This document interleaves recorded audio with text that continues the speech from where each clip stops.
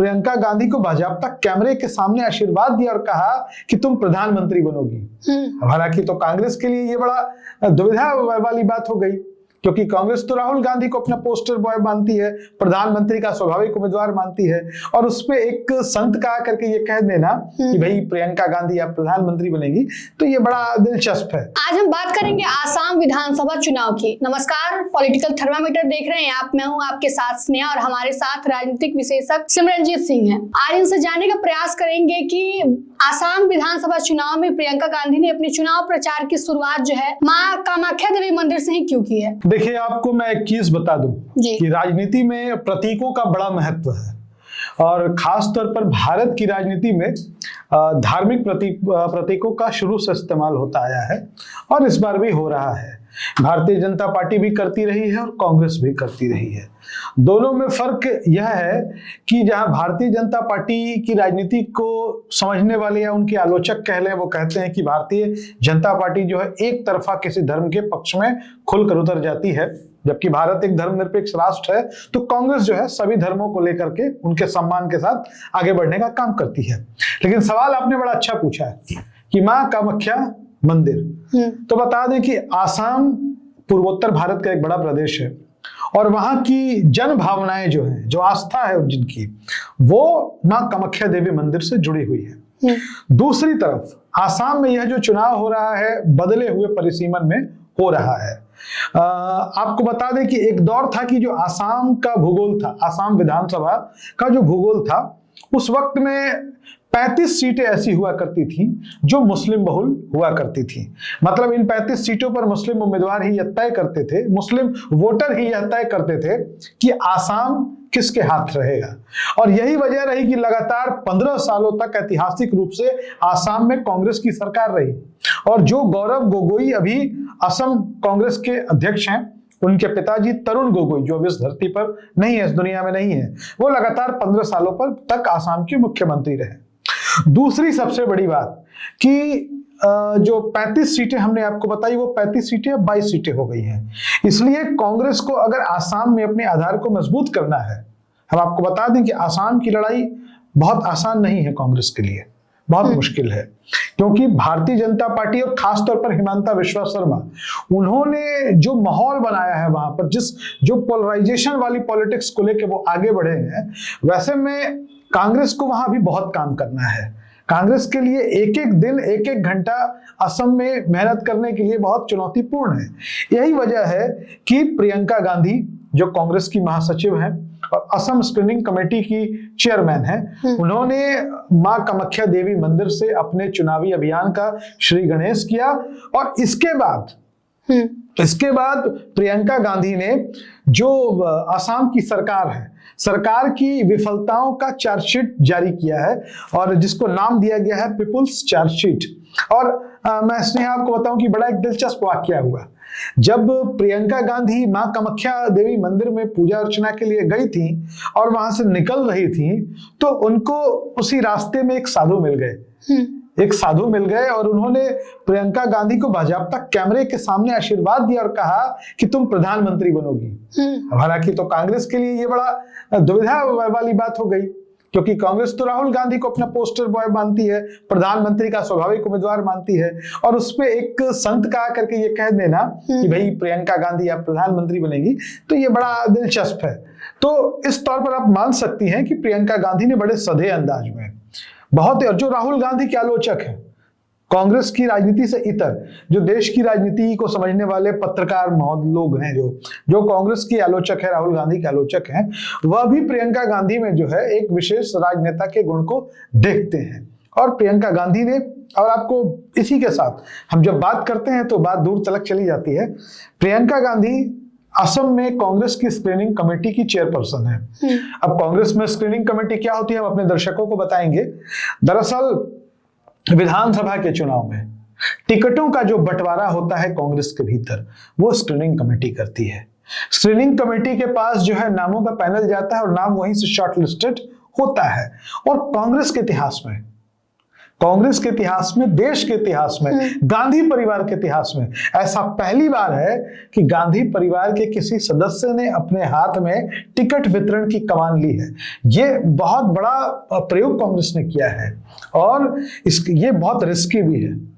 अगर रिस्की क्यों है? हाँ, रिस्की इसलिए है क्योंकि गांधी परिवार का कोई सदस्य अगर अपने हाथ से, अभी तक देखिए कांग्रेस में गांधी परिवार सबसे बड़ा नाम है। सोनिया गांधी हो, राहुल गांधी हो, प्रियंका गांधी हो, चुनाव प्रचार की कमान इनके हाथों में रहती है, कांग्रेस की कमान भी इनके हाथों में रही है, लेकिन टिकट वितरण से ये परिवार दूर रहा है। टिकट वितरण वाली जो सिस्टम है कांग्रेस का, उससे ये लोग दूर रहते आए हैं। सोनिया गांधी हो, राहुल गांधी हो, प्रियंका गांधी हो, लेकिन प्रियंका गांधी असम में गई हैं और जा करके उनको पार्टी ने स्क्रीनिंग कमेटी का चेयरपर्सन बनाया है। वो महिला है तो उनके लिए चेयरमैन शब्द शायद ठीक नहीं होगा, तो चेयरपर्सन बनाया है और उन्होंने अपनी पूरी ताकत झोंक दी है वहां पर। और हिमांता बिस्वा शर्मा जिस तरीके से गांधी परिवार और राहुल गांधी पर पर्सनल अटैक करते हैं, उसको लगता है कि शायद गांधी परिवार ने पर्सनली ले लिया है और वहां पर उन्होंने अपना काम शुरू कर दिया है। जैसे कि हमने बात किया कि अभी आसाम में विधानसभा चुनाव होने वाले हैं, तो कांग्रेस की स्थिति पहले से वहां कैसी है, उस पर कुछ आप बताइए। नहीं, मैं बता दूं कि कांग्रेस की स्थिति पहले से, देखिए, एक तो 10 साल का एंटी इनकम्बेंसी वहां चल रहा है जी। वहां 10 साल से भारतीय जनता पार्टी की सरकार और देश की राजनीति में एक सत्ता विरोधी लहर भी होती है, लेकिन भारतीय जनता पार्टी की राजनीति को अगर ध्यान से देखें तो बीजेपी ने लगभग सत्ता विरोधी लहर जैसे शब्दों को ही समाप्त कर दिया है। हाँ, कई जगह वहां वो लंबे समय से बहुत सारे प्रदेश और देश में ऐसे हो गए हैं जहां लगातार भारतीय जनता पार्टी जीतती आ रही है। असम में कांग्रेस और बीजेपी के वोटों का फर्क देखें अगर पिछले विधानसभा चुनाव का, तो 1% से भी कम का फर्क है। 1% से भी कम वोटों का फर्क है और उसमें ही 25 सीटें ऊपर से नीचे हो गई। अब ऐसा नहीं है कि असम की राजनीति में अकेले भाजपा और कांग्रेस है। असम की राजनीति में क्षेत्रीय दल भी काफी हैं और इन क्षेत्रीय दलों के साथ संतुलन बनाना या तो कांग्रेस को बनाना होगा या बीजेपी को बनाना होगा। किसके लिए ज्यादा चुनौतीपूर्ण रहने वाला? नहीं, कांग्रेस के लिए ज्यादा चुनौतीपूर्ण रहने वाला है क्योंकि वहां एक पार्टी है AIUDF जी। AIUDF जिसके प्रमुख जो है, सदर जो है, मौलाना बदरुद्दीन अजमल है। मौलाना जो है, आप कह सकते हैं कि वो आसाम के ओवैसी हुआ करते हैं। वो एक बड़े इतर के व्यवसायी हैं, लेकिन पिछले चुनाव में बड़े मजेदार तरीके में वहां चुनाव हुआ और कांग्रेस के नेता रकीबुल हुसैन ने 10 लाख वोटों से हरवा दिया। मतलब देश भर में ये रिकॉर्ड बन गया कि 10 लाख वोटों से कौन चुनाव हारता है, लेकिन बदरुद्दीन अजमल जो है 10 लाख वोटों से हार गए, कांग्रेस के रकीबुल हुसैन जीत गए। अब देखिए, चुनौती की आपने बात कही है, तो चुनौती खड़ी कहां से हो रही है? कांग्रेस से ही हार गए। अगर वो बीजेपी से हार जाते, किसी तीसरी पार्टी से हार जाते तो चांसेस थे। AIUDF का वहां मुस्लिम वोटों पर पकड़ माना जाता है और लगभग 27 से 28% मुस्लिम मतदाता असम में है। तो ऐसे में AIUDF और कांग्रेस के बीच में साठगांठ नहीं हो रहा, दोनों के बीच गठबंधन की संभावना बिल्कुल नगण्य है। कांग्रेस के एक वर्ग को ऐसा लगता है कि अगर हम बदरुद्दीन को अपने साथ लेकर आएंगे तो हिंदू वोटर जो हैं वो एकजुट होंगे, उनका ध्रुवीकरण होगा। वो ऐसा नहीं चाहते हैं। तो ऐसे में AIUDF को मिलाना अपने साथ, ये अपने आप में बड़ा चुनौतीपूर्ण है। वो नहीं मिलते हैं तब भी चुनौतीपूर्ण है। तो कांग्रेस के लिए चुनौतियां हैं। हालांकि भारतीय जनता पार्टी के भी जो सहयोगी हैं, जो गठबंधन के पार्टनर हैं, वो भी आंखें दिखा रहे हैं। वो भी सीटों को लेकर के जो है लफड़ा उनके यहाँ, ऐसा नहीं कि सिर्फ खींचातानी चल रही है, खींचातानी उधर भी चल रही है। और अब खींचातानी से कौन निपटता है? हालांकि मैं आपको बता दूं, ये तो बीजेपी के गठबंधन की बात है।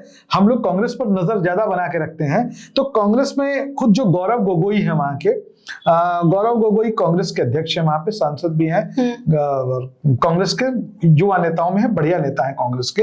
तो वो गठबंधन को लेकर लगातार बैठकें कर रहे हैं और उन्होंने यह कहा है, इस बात का खुलासा किया है कि हमने गठबंधन पर चर्चा लगभग पूरी कर ली है, बातचीत पूरी कर ली है। तो मुझे लगता है कि अभी चुनाव आयोग पता नहीं कब तक तारीखों का ऐलान करेगा। उम्मीद है कि अगले 15, 20, 25 दिनों में चुनाव आयोग कभी भी प्रेस कॉन्फ्रेंस बुलाएगा और 5 राज्यों में चुनाव का ऐलान कर देगा। तो उसके पहले गठबंधन की जो गांठें है उसको ठीक करनी होगी। नहीं तो बाकी बिहार का उदाहरण तो आपके सामने है। आपने देखा कि बिहार में आखिरी दिन तक इन लोगों का, मतलब इंडिया गठबंधन का गठबंधन ही होता रह गया। वो अपने घर से टिकट बांटते रह गए और उसका जो नतीजा आया वो सबके सामने। देखिए, कहते हैं उम्मीद पे दुनिया टिकी हुई है। तो आने वाले चुनाव में आसाम में कांग्रेस को लेकर आपकी क्या उम्मीद है? नहीं, मुझे लगता है कि कांग्रेस के लिए मुश्किल तो है पर नामुमकिन नहीं है। मतलब प्रदर्शन किस टाइप नहीं, के मैं आपको बता दूं, प्रदर्शन तो बेहतर रहना चाहिए जी। लेकिन कांग्रेस को एक झटका वहां भूपेंद्र बोरा ने दे दिया है। भूपेंद्र बोरा, मैं इसे वैसे झटका नहीं मानता हूं व्यक्तिगत रूप से, लेकिन जो खबरों की दुनिया के माहिर लोग हैं, जैसे आप जैसी जो पत्रकार है, वो बता रही है कि कांग्रेस के लिए बहुत बड़ा झटका है जी।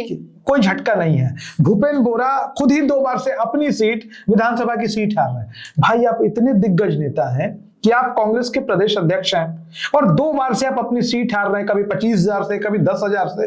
ये क्या है? ऐसे में कांग्रेस के लोग वहां कह रहे हैं कि जो पार्टी के अंदर स्लीपर सेल था, स्लीपर सेल आप समझ रही है ना, मतलब है इस पार्टी में काम दूसरी पार्टी का कर रहा है, तो वो भूपेंद्र बोरा को कहा जा रहा है। हालांकि इसमें कितनी सच्चाई हम इसकी पुष्टि नहीं करते हैं, राजनीति में आरोप प्रत्यारोप चलते रहते हैं, तो भूपेंद्र बोरा को भी स्लीपर सेल लोग बता रहे हैं और कह रहे हैं कि अब वो पार्टी छोड़ के जा रहे हैं, 22 तारीख को जो है वो बीजेपी में शामिल हो जाएंगे। तो ऐसे में प्रियंका गांधी ने जब कमान संभाली है और टिकट वितरण, सोशल इंजीनियरिंग, ये सारा काम असम में कांग्रेस कर रही है। लग रहा है जैसे चुनाव लड़ा जाता है, कांग्रेस लड़ती हुई दिखाई दे रही है। नहीं तो आज से आप 1-1.5 महीने पीछे जाएंगी तो लग ही नहीं रहा था कि असम में कोई लड़ाई है या कांग्रेस को कोई दिलचस्पी बची है। खुद कांग्रेस को कवर करने वाले जो नेशनल जर्नलिस्ट हैं, राष्ट्रीय पत्रकार, ये बता रहे थे कि कांग्रेस ने खुद ही उम्मीद छोड़ दी असम को लेकर। लेकिन प्रियंका गांधी में एक क्षमता है, वो लड़की हूं, लड़ सकती हूं, तो वो लड़ती हुई दिखाई दे रही हैं और देखना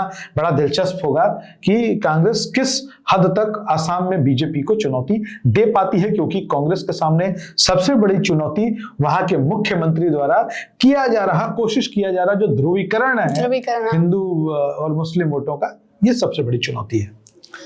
तो आपने देखा किस प्रकार आसाम में जो विधानसभा चुनाव होने वाले हैं और प्रियंका गांधी ने जिस तरह से कमान संभाला है, आने वाली उम्मीद में क्या होने वाला है, यह बात भी जो हम आप पे छोड़े जाते हैं, कमेंट करके आप जरूर बताइएगा। साथ ही साथ यह वीडियो आपको कैसी लगी, यह भी कमेंट में जरूर लिखेगा।